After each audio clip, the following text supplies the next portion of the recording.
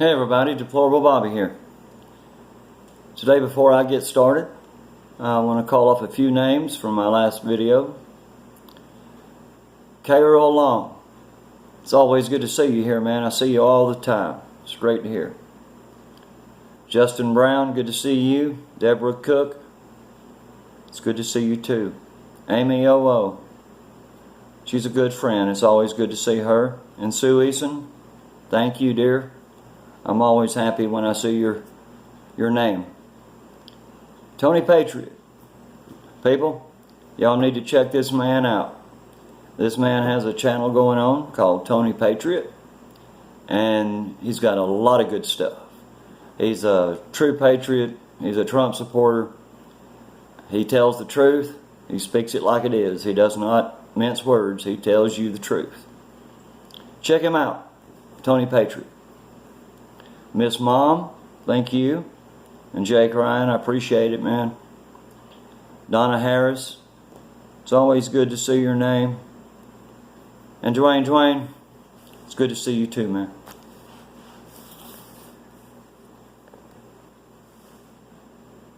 In Missouri, 36-year-old Detante Taylor faces 3 charges of first-degree statutory sodomy of a 7-year-old student in 2015. Taylor was also accused of hiring a hitman to kill a 10-year-old boy that he was molesting. Taylor pled not guilty to the charges, but Taylor was busted after his DNA was found on the child. Investigators said Taylor arranged for a fellow inmate to kill the boy and his mother upon being released. Well, the inmate, he wasn't stupid. He wants to go get out of jail for whatever crime he's committed and go murder somebody and most likely get caught and go right back to jail.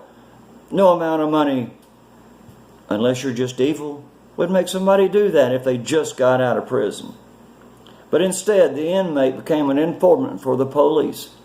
Thank you, Mr. Informant. I appreciate you, and you're in my prayers, I'll tell you that, because you saved some kids. Court papers say that Taylor's gay lover paid the inmate for the hit on the boy and his mother. Now Taylor and his gay lover both, Michael Johnson, 66 years old, are behind bars on 2 counts of conspiracy to commit murder and attempting to tamper with a victim in a felony prosecution case. Good deal. Get both of them off the street. Louisiana. Miguel Martinez, a 44-year-old illegal alien, was arrested and charged with more than 100 related sex offenses in the state of Louisiana. Martinez's charges include possession of child pornography, and it was pornography under the age of 12. He was also charged with prostitution of a child. He was also found guilty of production of child porn and sexual battery of a child under the age of 13. Martinez was deported in 2005 as a registered sex offender in California. But he came back, people. They keep coming back. We catch them, we deport them. Don't deport their asses. Throw their butts in jail for life. Even though we got to pay for it, at least he's not coming back. Louisiana Attorney General says illegal immigration has a real-life consequence. Countless numbers of needless crimes and victims have become a real story that needs to be heard, and that's what I'm trying to do, people. I'm trying to put it out there where it can be heard. The wall needs to be built ASAP. And let's stop these animals who would harm our children as well as harming all of America with their presence. Just their presence in the U.S. harms us. People, they ride our welfare system. They take our money. We give them everything and they do nothing. We got to stop these illegal aliens coming across our border at will. I'm not against immigration.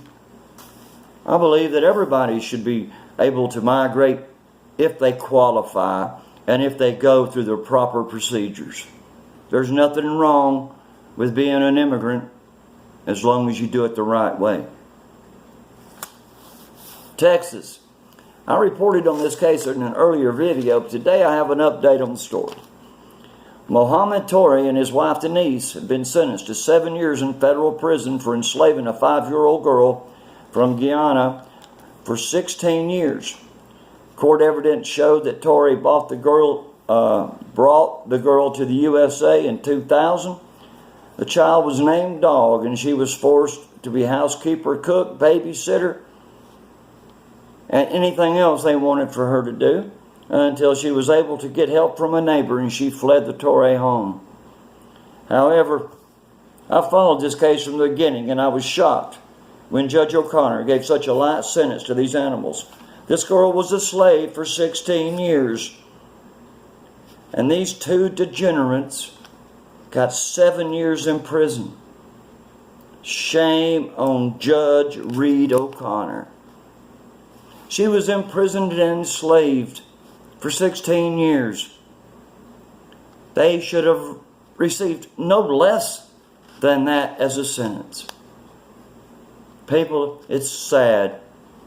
We get these damn Demonrat judges up there and these liberal social justice warriors, and they let these people practically walk. 7 years, people. 7 years for enslaving a child at the age of 5 years old. It's sickening. I want to talk just a little bit about Sri Lanka.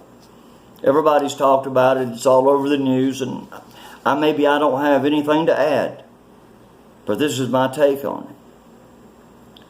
On the holiest Christian holiday, Easter Sunday, attacks were made on 3 churches, and they were Catholic churches, as well as attacks on hotels across Sri Lanka. Over 300 people were killed and 100 more wounded in the coordinating bombings on Easter Sunday. The attackers, wow, guess what? They were radical Muslims. Okay, affiliated with a local terrorist group. Their motives were religious and their targets were Christian, and that cannot be denied. It was a religious hate crime and terrorism. This is the truth, and it's not speculation, people. It's the truth. Seems to me that nobody in authority role will do anything about the fact that these murderers are radical Muslims. It's not even mentioned that they're radical Muslims.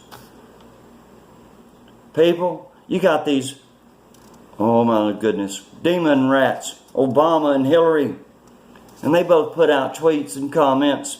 But you know, neither one of them, and I don't know if it's their writers or if I don't know if this is really the kind of stuff they think and they write themselves. I really don't know. But Obama and Hillary must use the same writers for their tweets on this subject, because they both called the victims of the bombing Easter worshipers and not Christian. Why use the term Easter worshipers instead of Christians? Because they're of Satan. They're not going to acknowledge any Christian anywhere, anytime. And when they're made to talk about it, they're going to come up with a name other than Christian. These people are satanic.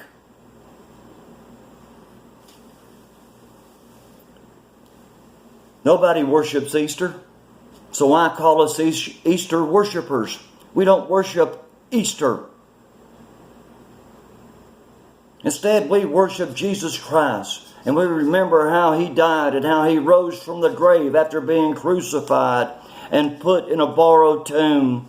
And on the 3rd day, the stone was rolled away, and Jesus was no more in the tomb.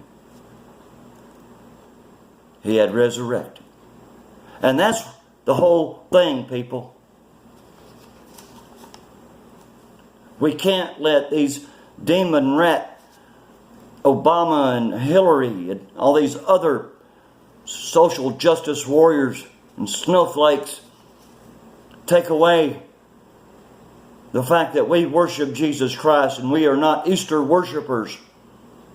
We are Christians. And please, in the future, Obama and Hillary Rotten Clinton, call us by our true name. We are Christians. We are not Easter worshipers. Our government and social leaders believe that we Christians are the problem. They believe we're dangerous, we're untrustworthy, and you never know what us Christians might do. Maybe we need another crusade.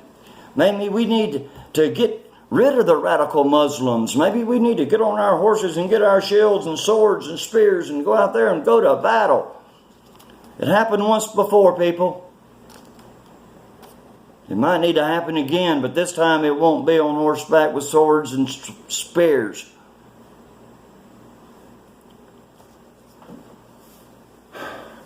Someone please tell me, just please tell me this.